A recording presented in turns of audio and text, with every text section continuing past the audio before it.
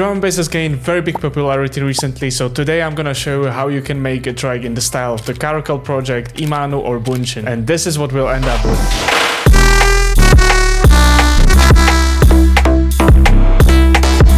Let's start with the drums. I chose a very soft kick and a nice percussion rim sound as a snare, and I chose to use the classic drum and bass rhythm with a little bit of a twist.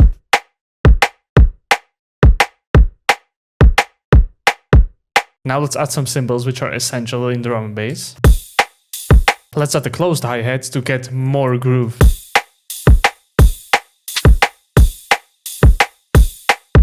Now it's already sounding very good. If we want to get a crunchy hi-hat when the kick starts, we can use ring modulation to do that. So the kick will ring modulate the cymbal. We can do that by adding sidechain to the cymbal, right-clicking on the arrow, choosing sidechain to this track, and then we choose the frequency shifter, we apply ring mod, and we choose the sidechain input. Alright, now we need to tune down the mix a bit. Now without, and with. It's adding that slight texture that you get when you distort sounds together, but we are not distorting, we're just doing ring modulation. That's a very cool trick I use frequently right now. Then I like to use a drum bus, where I use a clipper to clip off some peaks. So we can get a louder mix and louder sounding drums without being over 0 dB. Now let's get into the melodic part. I made this chord progression.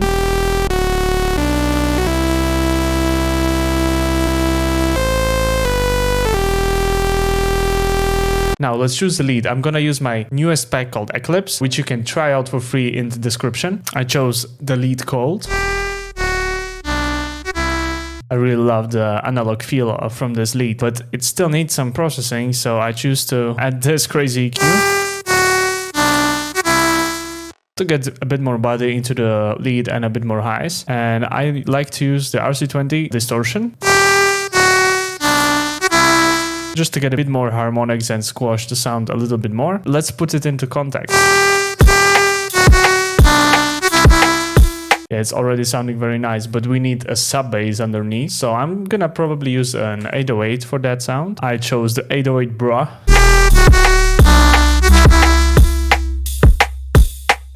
It sounds nice, but we can make it a bit more interesting. We can jump octaves at some point, so we add some groove and some interestingness into the rhythm. For example, we can jump an octave here.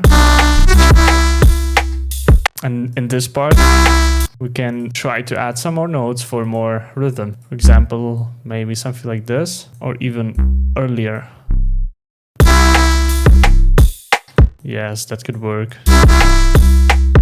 And I feel like in this part we could add some kind of harpy thing with the 808. I think that can work, or maybe we can add some kind of other sound. Maybe something like this could work. Or we can shift it and then go down. Yeah, I think that makes it a bit more interesting. So let's try to do it in this part as well. Maybe let's go one octave up here. And do the same kind of rhythm as well in here. By the way, I'm using a sidechain bus where I have a clipper and a balance, where I just automate the volume of each sound that goes into the sidechain bus. So what I'm thinking we could do in this part, we could use some macros from the sound to make it come back, or automate some kind of sustain. Yeah, I think we can automate the sustain a little bit. And we can also filter out a bit of the sound. Yeah, I think something like that can work. I think it's a bit dry, so let's add some reverb automations. We can use a delay.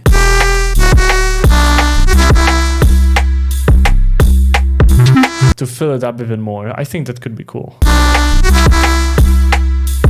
So that's what we got, but I still feel like the bass could use some kind of layer, so let's copy the MIDI, and I'm gonna use this bass called Garlic from my pack.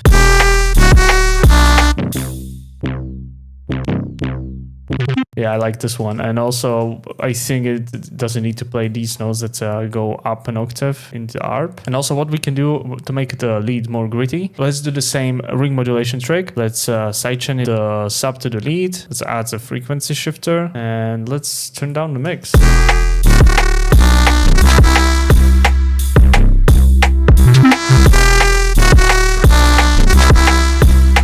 before and after. Very nice and gritty, and we don't even need to distort it. So yeah, basically that's it for this part. I think this part is good, but I feel like we need a call and response, kind of A and B part here. So maybe I was thinking to add another rhythm like t t t t t t or something like that. Of course, with a different sound. So let's use some of my sounds. So let's go to the pack. In this plug, we can automate very cool parameters. Let's probably get it a bit more prominent. So I added a bit of highs using a Pro Q. And I got rid a little bit of the fundamental because it was a bit too loud. Then I distorted this with Trash 2 and I used the multiband mode. As you can see, I just distorted the highs a bit more than the mids and the lows. And then I added a bit more of volume and some highs. Of course, I had a clipper to get rid of some of the peaks that the sound has. And I used the limiter to make it a bit louder. I'm using also a Valhalla room so we can automate the reverb. But I still feel like the rhythm is a bit too static, so maybe we can probably shift it. So it's a bit wonky. Maybe we can shift the bottom notes a bit. Yeah, I think that should sound good. Perfect. So let's try to maybe automate some parameters. So we can automate the sustain. Like so. It's still feeling a bit dry, so let's automate some reverb. And also we can automate the blur. Yeah, I think this sounds very nice right now. We can do the same in this part, but I think we need to change the notes a bit. So this is how it sounds like. Perfect, so we can repeat this phrase basically.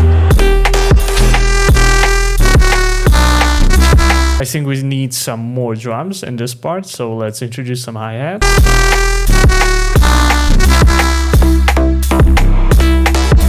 Perfect, I think this is good for now, for the drop. We can continue on with the break and then maybe come back to the drop and build it up even more. So for the chords, I added a fifth to the chord progression, and this is how it sounds like. And I use this very nice sound that is fitting the vibe of the track nicely. And we can add some kind of layer. So I added this one to get a bit more attack. And also this one. Let's add them somewhere to the break. I think we can have a structure like this where it all builds up to the drop. We can probably use basses from the drop.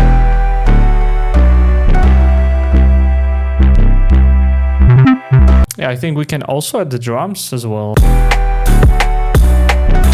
Maybe first without this one. And let's leave out the drums here. We will figure out the pre-drop later. Next in the break we can add some kind of atmospheres.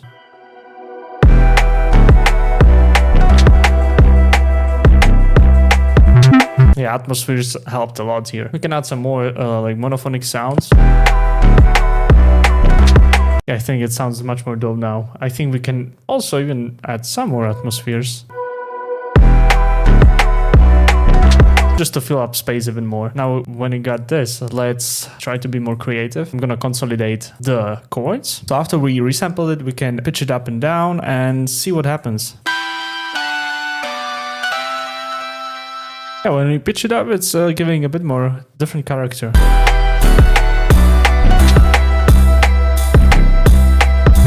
And I think we can even use it in the drop. And also for the second part. I think that's already pretty cool. Maybe we can use it as an intro.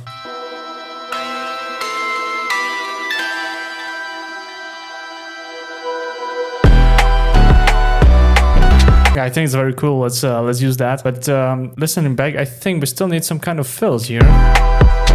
but I got you. We don't need to add any external fills, but we can make our own from the drum samples we have. I like to use weird plugins for like creative stuff, so I use Snap Heap, and I've got this vocal swarmer preset, so when you apply it to the drum bus, this is what we get. I think that's very cool, so maybe we can resample that. So we can kind of use it somewhere. I think that sounds cool. We can add some kind of reverb or delay, and we can use this fill as well before the drop. Let's add some kind of riser. So now that we have a break, we have a drop. Let's make another phrase in the drop. We will just use like the bass notes and get something different in there. We can add some different drums, for example.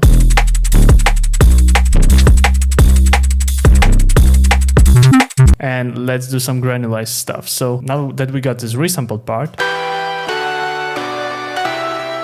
we can resample it again and just use some different parts for the granular synthesis. So we can chop up the pitch top sample and then resample it again with the original one. That's very cool to have when you try to do granular synthesis, so you can have a bit of variation. You're gonna see. Voila! Now we can input it into a Quanta, and this is what we can get.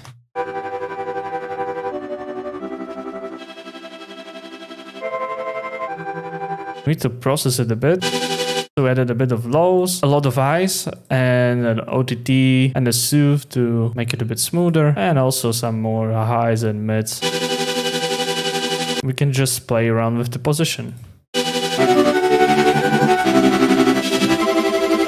So you can see we have a certain number of grains. This is not random. This is because I have an equation to calculate the number of grains you need to have in order to have it sync to your BPM. I'm gonna put the equation for different rhythms on the screen right now. So for example, if we do the math, we get the BPM divided by 15, we get 11.6. So this is the number of grains we have. Let's get the math out of the way.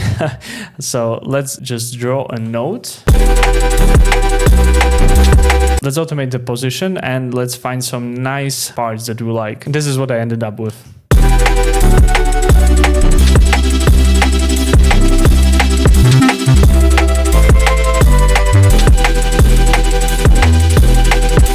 We can also use the fill that we made in the break.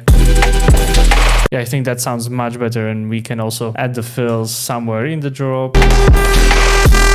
When I listen to this part, I think we can resolve it by going to a fifth.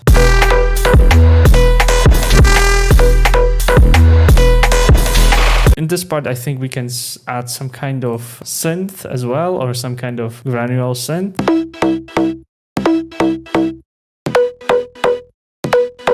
Just to fill it up even more. So when I added a few effects, this is the end result.